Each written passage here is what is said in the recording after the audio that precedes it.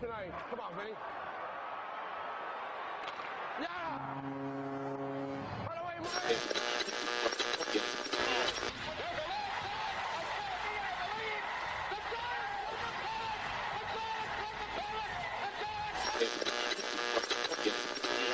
Gibson swings and a fly ball to deep right field. This is going to be a home run. Unbelievable! A home run.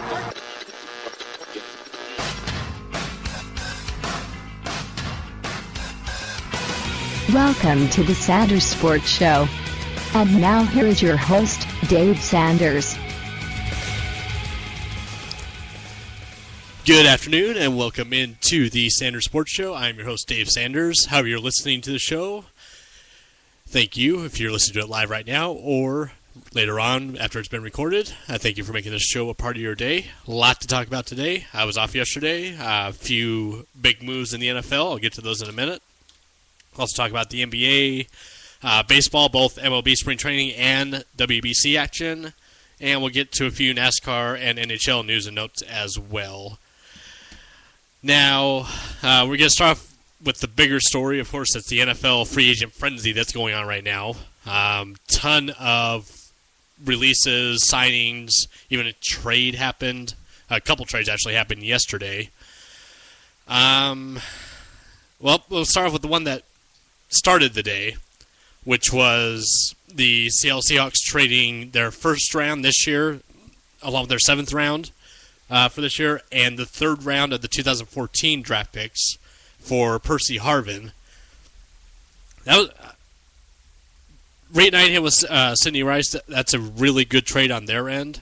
I love that trade. I believe we actually mentioned that on Monday's show. After I went off the air on Monday, like literally an hour later, 49ers made a move for Anquan Boldin of the Ravens, giving up just a sixth-round pick this year for him. I mean, the Niners have 15 draft picks before that. You would think the Ravens would be able to get more than just a sixth-round pick for Anquan Boldin, who's one of the premier receivers in the league. I don't know what's going on with Baltimore. I mean, they put all their eggs into Joe Flacco's basket. I understand that. They wanted to sign him. They wanted to lock him up. That's great for them. I've been on Flacco's bus for a while now. He needs weapons around him, though. I mean, Jacoby Jones, Torrey Smith, they can do so much. Ray Rice, you have him in the back as running back. They can only do so much. You need that big star receiver still to take the pressure off of the other guys like Torrey and Jacoby. But the Ravens, not only have they lost Boldin now, I mean, they're losing most of their defense, it seems like. Ed Reed is on his way out. Rumors are him going to San Francisco along with Boldin. They already lost Ray Lewis to retirement. He's signed on with ESPN to be one of their analysts now. And it might be next year, the first year, that Joe Flacco doesn't make the playoffs. I mean, I don't know yet. They still have a lot of time left that they could make a big signing on defense, but if things keep going the way they're going, I hate to say it, but I don't see them making the playoffs this year. And they're the defending Super Bowl champions. Plus, you have this kid, Joe Flacco, who has done what no other quarterback has done. Really interesting time in Baltimore, but that wasn't the only big deal that's happened over the last couple of days. Today, it seems to have exploded with a few signings. Reggie Bush, as we all know, got released from Miami. Was really hoping my Cardinals could have made a play for him. They did make a play, but not for Reggie Bush. Reggie Bush actually ended up going to Detroit for 4 years, I believe it was, to help out their lack of a running game that they've had for the last few years. Actually, pretty much the lack of the running game that they've had since Barry Sanders, pretty much. Like I said, the Cardinals did make a play, but it wasn't a play that I would have made. They went out and got Rashard Mendenhall, who was cut by the Steelers. Decent power back, but not someone that I would hand the ball to regularly. I mean, he's been injured more times than not over the last few years. He's fumbled in critical times.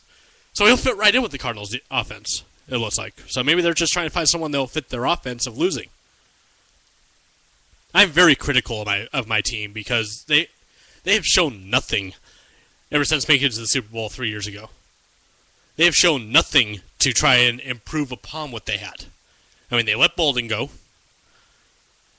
They didn't replace Kurt Warner well enough. I mean, they went and got Kevin Kolb, a backup at best at quarterback. They have no line anymore. They have nothing. Their first-round pick last year was Michael Floyd, a wide receiver out of Notre Dame. They should have addressed so many other issues. But no, they went and got a wide receiver with their first-round pick. That should tell you right there what kind of team Arizona is. Now, granted, they got a wide receiver with their first pick back in 2003 in Larry Fitzgerald. That's panned out. That has panned out. Michael Floyd, I don't think will pan out. Not to that caliber. One of my friends and one of the listeners to the show, Chris Shute, mentioned that Minnesota could make a play for Larry Fitzgerald. And I don't blame him. I want Fitzgerald gone from Arizona, to be honest. And not because I don't like him. It's because I do like him. Because I want him to be a superstar wide receiver. I want him to get that ring.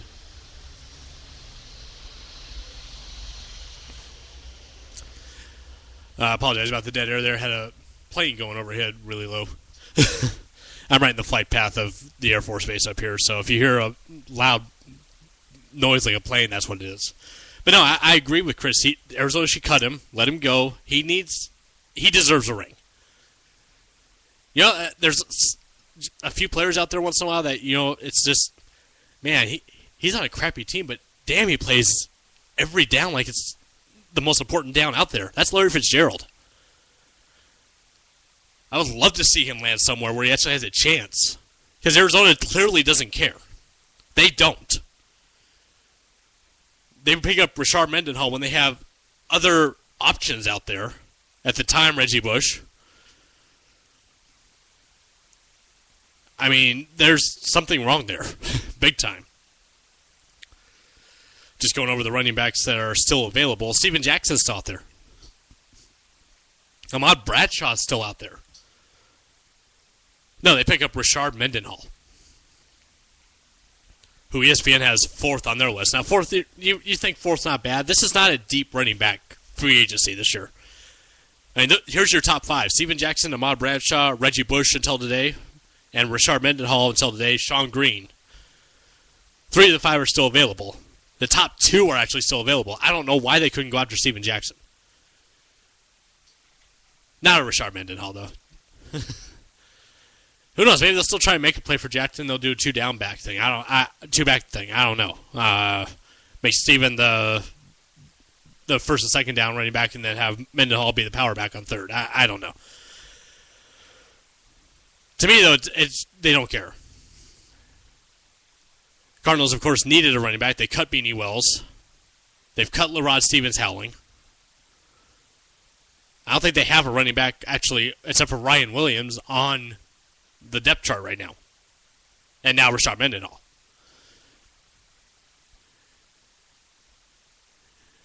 Moving on from the cluster that is Arizona. A few other signings to talk about. Brad Gronkowski, backing up Ben Roethlisberger now in Pittsburgh. He signed a deal to back him up. I'm seeing a lot of my friends that are Pittsburgh fans not happy about that signing at all. He, of course, backed up Andy Dalton in Cincinnati last year. I mean, you thought the running back free agency was shallow this year. Look at your quarterbacks. I mean, Joe Flacco was, of course, a restricted free agent, so he was on technically the free agent list for a little bit. Baltimore did re-sign him, of course, so he was the top quarterback technically available. Second best, which is now because he was cut, and he wouldn't be here if he wasn't cut, Ryan Fitzpatrick, who just got cut by the Bills yesterday. After signing a, 6-year... He got paid, and then his numbers went down. Just like everyone else, when they get paid, their numbers go down. Look at Sean Alexander up here in Seattle. When he was with Seattle, the year he went to the Super Bowl, they helped lead the team. 1,900 yards. I think he was in the MVP run for a while. Next year, I think he had 800 yards. Was injured. As long as he got paid, that's all he cared about. Other quarterbacks available right now, Jason Campbell, Derek Anderson. I'm not going to make the same joke I made 3 years ago about DA.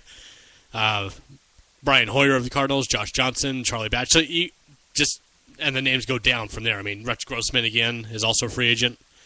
Matt Leinart. That doesn't surprise me. I mean, really, there's no big offensive players as far as position players except for Wes Welker. Wes Welker is probably the biggest offensive name that's out there right now.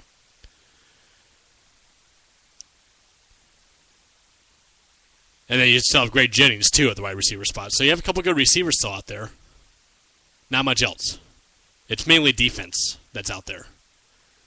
And offensive line, which Jake Long is free agent. How did Miami let him go? You got Cliff Averill from Detroit. He's probably going to land somewhere. Ed Reed, of course, like I said, he's probably going to land in San Francisco. All the rumors are true. He'll be in San Fran. And that's a team that's stacking up. I mean, they had a taste of it, and they had their first defeat as a team in the Super Bowl. That doesn't happen if you're a San Francisco 49er. They're mad right now. And they're proving that they're mad by making the moves that they made so far. Yes, they traded Alex Smith. That's probably the one mistake I think they have made.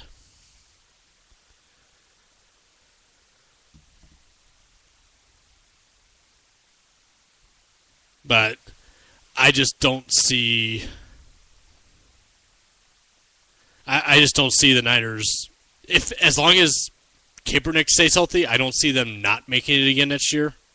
If Kaepernick goes down, though, you have an 8-8 team right there. Because right now, I'm going to take a look at who their backup quarterback is right now. Now that Alex is gone. Because I know nobody can tell me. Even if 49er fans, you can't tell me who your backup quarterback is right now. Scott Tolzien. Third year out of Wisconsin. Yeah, that's who your backup is if Kaepernick goes down next year. I don't see Kaepernick getting hurt. I'm not trying to say I'm hoping Kaepernick gets hurt just to prove me right. But injuries do happen. Look what happened to Griffin this year. Look what happened to Alex Smith just in general. Look what happened to Alex Smith. I mean, he, of all people, got the injury. He was having a above average year for him, a very solid year for him. And then goes down. Kaepernick comes in, steals the show. He's the Dolph Ziggler of the NFL. He steals the show. Wrestling fans will get that reference. Alex Smith was healthy after, 2 or 3 weeks? He didn't see the ball again.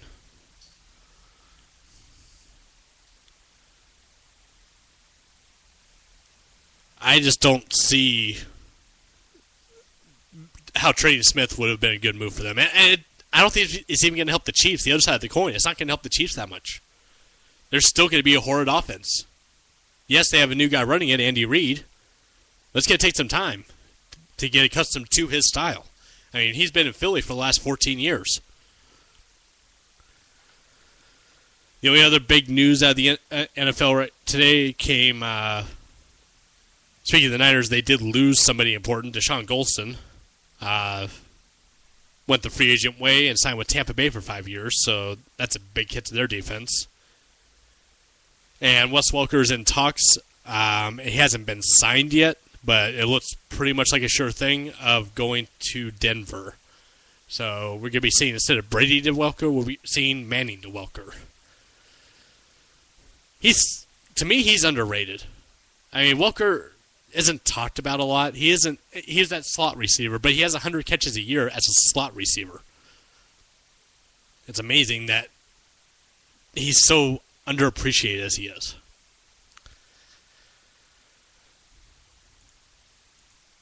But no, the NFL free agency is shaping up pretty well, unless you're a Cardinals fan like me.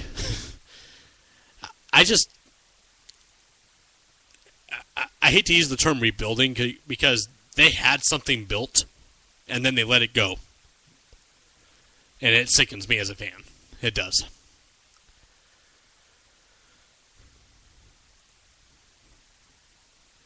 Actually, that's going to be the question of the day.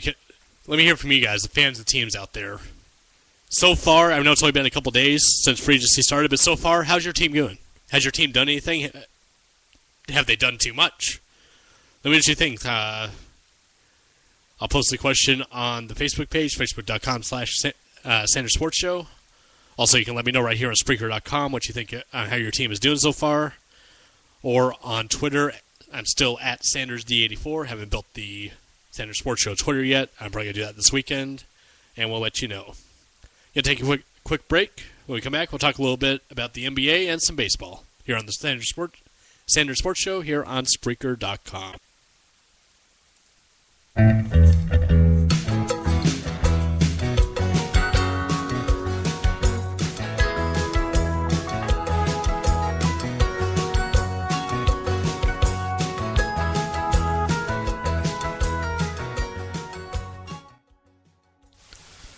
Welcome back into the Sanders Sports Show here on Spreaker.com. Turn a little bit to the basketball side of things. Couple of huge notes from yesterday. We'll get to those here in a minute, but we'll start off with the Raptors. Announcing that Andrea Bargnani is done for the season after spraining his elbow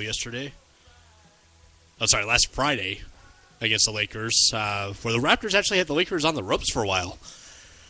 They seem to are playing the Lakers very well this year. I mean, the Raptors aren't the best team in the league by far, but they seem to be doing well against some of the top-tier teams. They're not winning, but they're coming close. They're almost there. Raptors said the injury is not related to the ligament problem in his elbow from earlier this season when he missed 25 games. Of course, we know Bargnani was the top pick in the 2006 draft.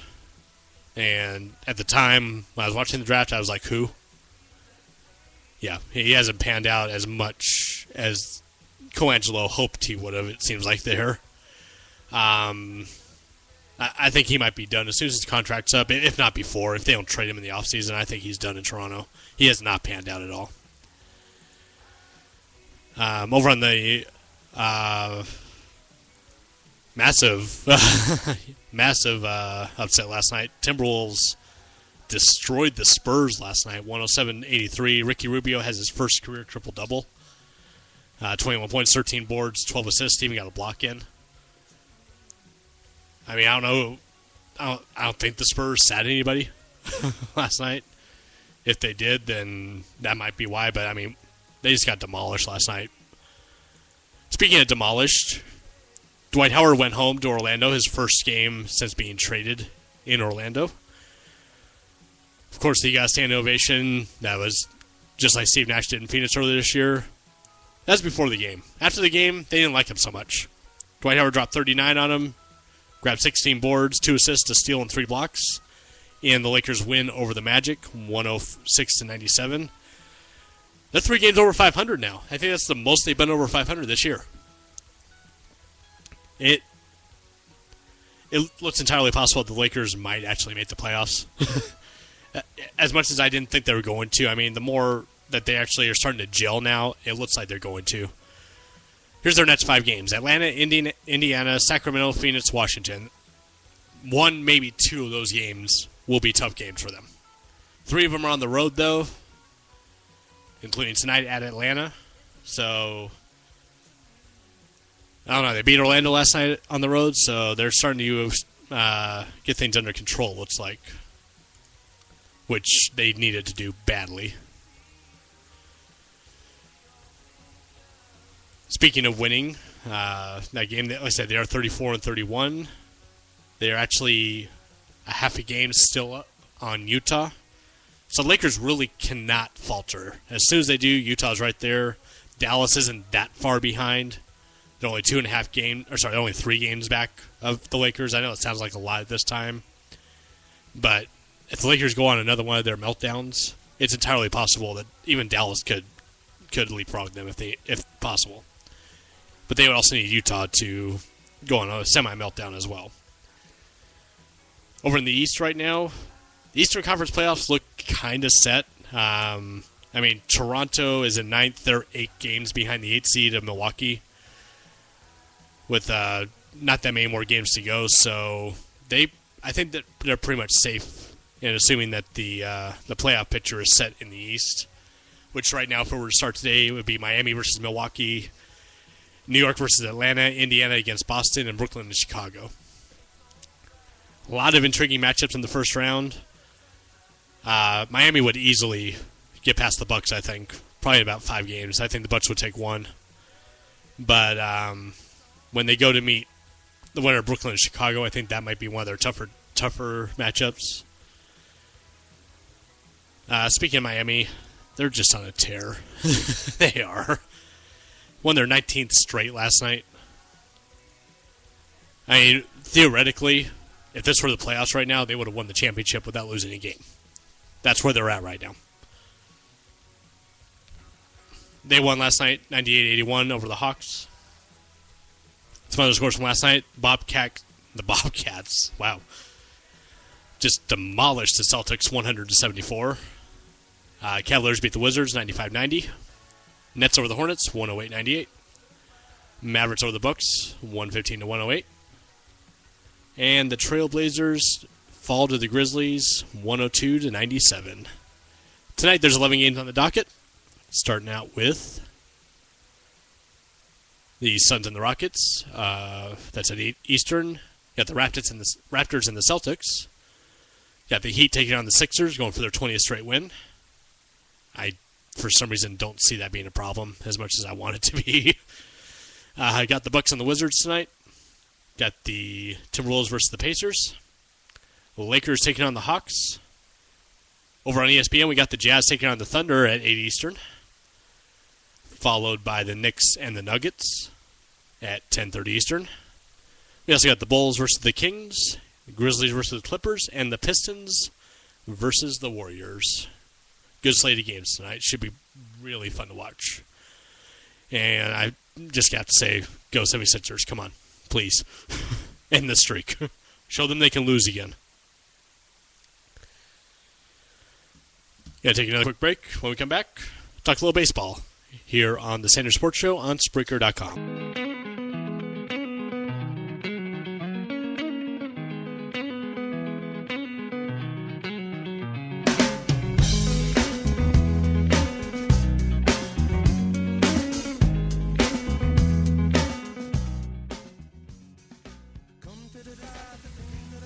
Welcome back into the Sanders Sports Show here on Spreaker.com. Once again, you can find us on Facebook at Facebook.com/Sanders Sports Show. And, of course, here on Spreaker.com, you can leave me messages. Let me know what you want to hear. Let me know how I'm doing. Also, on Twitter, at SandersD84. Just got some news that Glenn Dorsey, the former 5th overall pick of the Chiefs, signed a deal with the 49ers, per Adam Schefter. And also got some NHL news, but I'll bring that up here on the last segment because we're going to go over some NHL stuff. Bad news if you're a Ducks fan like me. We'll get to that here in a moment. But first, there's some couple instances of baseball going on right now. There's of course, the spring training going on, preseason. But there's also the once every 4 years World Cup of Baseball, the World Baseball Classic going on. And man, have there been some good games in this. If you haven't been watching, go ahead and watch, especially tomorrow night. We're going up against the Dominican Republic tomorrow night on MLB Network. I believe it is at, we're going to get a time for you. I think it's 7 Eastern, but let me double check. That is at 7 Eastern tomorrow. The USA takes on the Dominican Republic. If it's anything like last night's game with against Puerto Rico, you're in for a treat. Speaking of Puerto Rico, they actually played tonight after losing to the U.S. last night, 7-1. It is a double elimination format in the second round, so they get another chance against Italy, who actually lost to the Dominican Republic on Tuesday. So basically, the loser of that game is out. The winner moves on to face the loser of the U.S.-Dominican Republic game. So technically, I mean, whoever wins that game could potentially play. So say if the U.S. wins, Dominican Republic beats Italy on Friday, U.S. could play Dominican Republic again, and Dominican Republic would have to beat us twice, I believe, to get into the championship round. I know it's very confusing. Double elimination usually is. But here's what we know so far. Japan, who has won both of these so far, this is only the third World Baseball Classic since it came into existence. There's only been one champion, that's Japan. They're, of course, in the championship round again. So the surprise of the tournament so far is the Netherlands actually making it to the championship round. So whoever wins out of our pool, which is the U.S., Italy, Puerto Rico, and Dominican Republic, whoever wins that will take on Italy. No, not Italy. The Netherlands. Whoever finishes second, probably be the Dominican Republic or us, one of those two, will take on Japan. Winners of those will take on each other.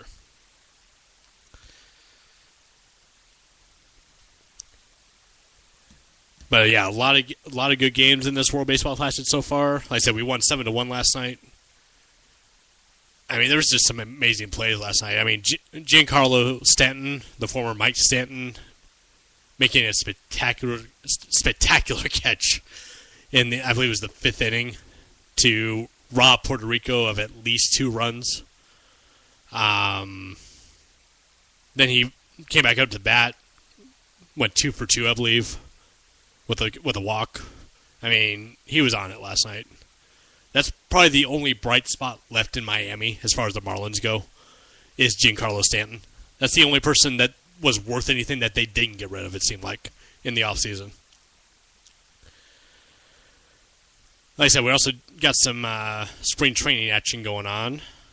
Not a lot coming out of spring training. The only real news is something we all should have already known, or at least expected, and that Steven Strasburg is going to be the opening day starter for the Nationals. So, good for him. Glad to see him back. And hopefully, it doesn't sound like they're going to have an inning limit this year, and they shouldn't. So, we'll get to see what he's going to be able to do going into the playoffs. Because I see, if you miss my baseball show, I have them going to the playoffs and make it to the NLCS again. We'll get you caught up on some scores. These are yesterday's games. The A's beat the Royals 6-3. Braves over the Cardinals 12-3. Diamondbacks beat the Mariners 5-4. Mariners kind of on a little bit of a skid, if you can call it that, in spring training. Tigers over the Phillies 10-6. Rangers blow out the Brewers 12-3. And something you won't see very much in the upcoming season, the Astros win 9-4 over those Miami Marlins. Rockies over the Diamondbacks 4-3. Yankees over the Rays 3-1. Reds over the Dodgers 6-2. Red Sox over the Jays 5-3. Also something you won't be hearing too much of in the regular season. And the Padres over the Giants 6-2. Today's games are already underway. Some of them. We'll get you caught up on those. It's the bottom of the second in the Angels-Padres game. Angels up 1-0. It's the bottom of the ninth. Nationals over the Astros 9-6 so far. Astros have a chance to come back. Yeah, right. Indians and White Sox tied at 0 at the bottom of the second. Blue Jays are in extra innings against the Pirates. They're up 4-2 right now. The Mariners and the Royals are scoreless at the end of 2. Rockies over the Cubs 1-0 in the bottom of the first. And the Reds over the Giants in the top of the second 1-0. Got a couple finals. Tigers played it up against Florida Southern's college team. They won 11-0. And the Nationals' other squad, their split squad game today, taking on the Mets, and they beat them 8-5. Still got a few games on the docket today. So you got the Orioles and the Twins, Phillies and the Yankees, Braves and the Marlins, and the Brewers and the Diamondbacks. A lot of good games. We're about halfway through spring training. April 1st is opening day. Cannot wait for that. But before April 1st comes around, March 24th will come around first. That's the day of the Sanders Sports Show official fantasy baseball draft. I have a post on the Facebook page, facebook.com/Sanders Sports Show. Leave me your email address if you want to sign up for that. Again, no prizes this year since I'm just starting out. But next year, we should be having some prizes of some sort. Don't know what those are yet, but we will get something. Hell, I might even change my mind halfway through the year and send out a t-shirt or something to the winner. I don't know. But It is free to join, and it is going to be a keeper league. So if this is something that I want to keep going on for a while. So if you're interested in joining up, just leave your email in the comment section of the Facebook post. And we also have a Facebook post also for the upcoming bracket challenge. I got a group going on that. See if you can beat me. And that one, I am going to give away a t-shirt with the Sanders Sports Show logo on it, provided by the graphic designer and the man who made the intro to the show, Justin R. Santiago. Thank you very much for that. So, yep, if you do end up winning, you get a t-shirt. So come join the Sanders Sports Show Bracket Challenge on ESPN.com. Going to take one quick final break. After that, we'll wrap up with some NASCAR, some NHL news, and we'll get everything, all the plugs out of the way, and get you on your way here on the Sanders Sports Show here on Spreaker.com.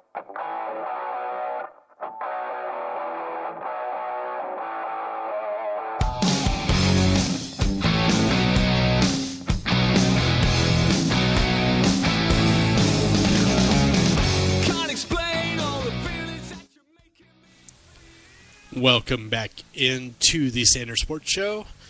Once again, thank you for making the show part of your day. However you listen to us, either live right here on Spreaker.com or later on here on Spreaker or on Facebook. Thanks for making the show a part of your day. Going to wrap up with a little bit of NASCAR news and some NHL. First in NASCAR, if you follow the Nationwide Series, you know who Jeremy Clements is, possibly, the driver of the 51 car. He was suspended after Daytona for using a racial slur. He has since attended sensitivity training and is going to be back in the car this weekend at Bristol under probation, of course, so any other incidents will have him suspended the rest of the year.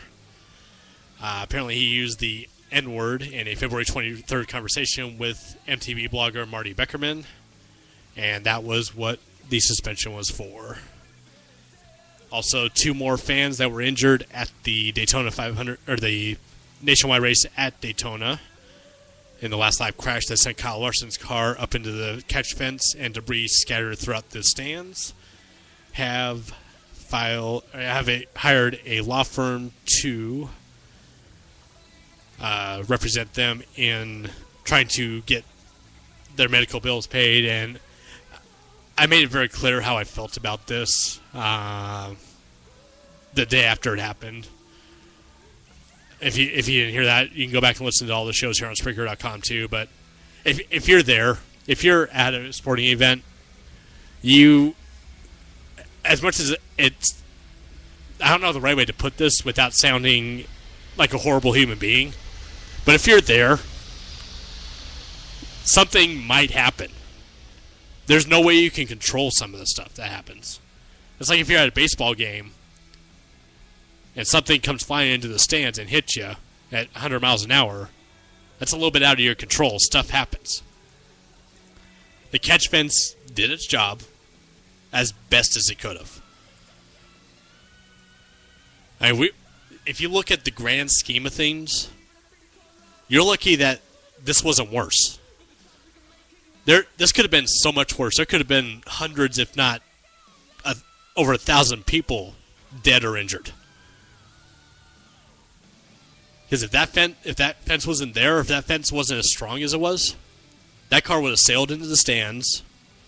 Whatever fence was there would have cut it apart, so there would be debris flying everywhere up into the stands. And it would be a lot worse than it is. Do they deserve to have their medical bills paid for? I can see that side of it.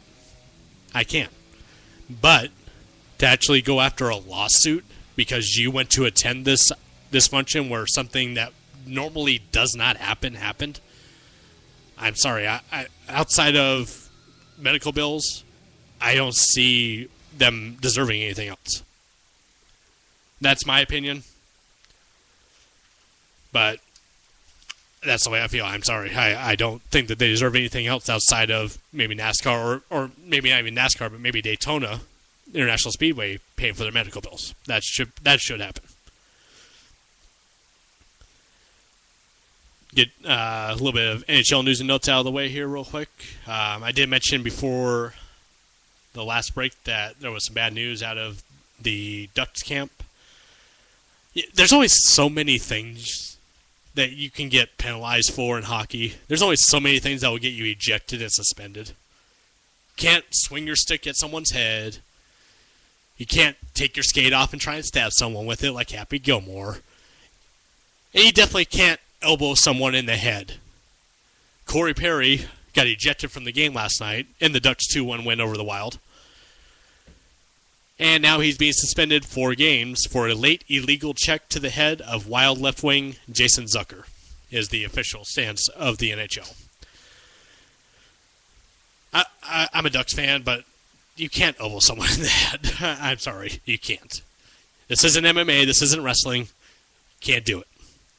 Play the game. If he's pissing you off, drop the gloves and fight. That way you just get a 5-minute major. That's it. But yeah, the Ducks did win 2-1 last night to keep their hot streak going. They're 19-3-3. If it wasn't for the Blackhawks, they'd be on top of the West, I think, right now.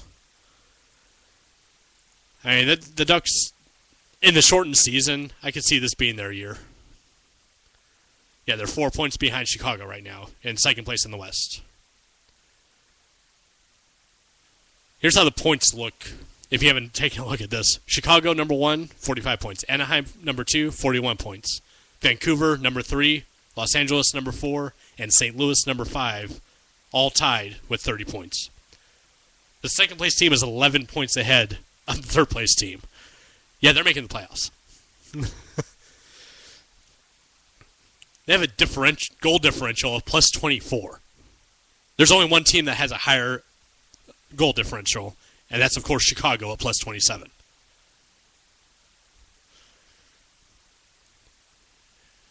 Yeah, the Ducks are going to do good. I had the Wild and the Rangers going before the season started, by the way, while we're looking at this. Rangers are the 8th seed right now. Don't laugh. The Kings were an 8th seed last year, and they won the Stanley Cup. Rangers are an 8th seed right now. Minnesota is an 8th seed right now. Maybe coincidence, maybe not. Speaking of the Rangers, they did lose to the Sabres last night, 3-1. Hurricanes beat the Capitals 4-0. Canucks need a shootout to beat Columbus 2-1. Penguins over the Bruins 3-2. Lightning over the Panthers 3-2. Jets over the Maple Leafs 5-2. The Blues over the Sharks 4-2. A lot of twos last night. A couple shutouts. Predators over the Stars 4-0. And the Oilers over the Avs 4-0. And the Coyotes beat the defending Stanley Cup champion Kings 5-2. Tonight, only 3 games on the docket. Quiet night in hockey. We got Ottawa and Montreal. Over on NBC Sportsnet, we got Philadelphia and New Jersey. And over on TSN, if you're in Canada, Detroit and Calgary. And that'll about wrap it up for us today here on the Sanders Sports Show. No show tomorrow. I will let you know that up front. No show tomorrow. I have a couple of prior commitments I have to do, but I will be back Friday with any other free agent signings that have happened in the NFL. By the way, one did come across here in the last couple of minutes. Titans reached agreement with running back Sean Green, who had over 1,000 yards and 8 touchdowns for the Jets last year on a multi-year deal. So that's another running back off the market. Steven Jackson, still out there, though. We'll see where he goes. Maybe he'll go somewhere by Friday, and we'll talk about that then. Also go over all the NBA, NHL, baseball notes. Also preview NASCAR in Bristol this Saturday and Sunday. Like I said, if you are interested in joining my fantasy leagues, the Fantasy Baseball League is email only, so I do need your email address. Just leave it in the comment section under the post on the Facebook page, facebook.com/Sanders Sports Show. If you want to get in on the bracket challenge, that is open. Just go ahead and join that. I have a link on the Facebook page as well. Would love to see you there. On the bracket challenge, I am sending out a shirt. So whoever wins that does get a t-shirt with the logo. It's Wednesday, so that means tomorrow it is Fanalyze This. Join my friends J5 and Anthony Perry as they discuss the world in sports from an LA point of view. Every Tuesday and Thursday, 4 p.m. Pacific time for an hour, right here on Spreaker.com. Also find them on Facebook at facebook.com/Fanalyze This. That's Fanalyze This with an F. Also, if you're a bowling fan, go check out bowlingevolved.com. And also, I talked him into it. He is bringing Bowling Evolved to Spreaker.com.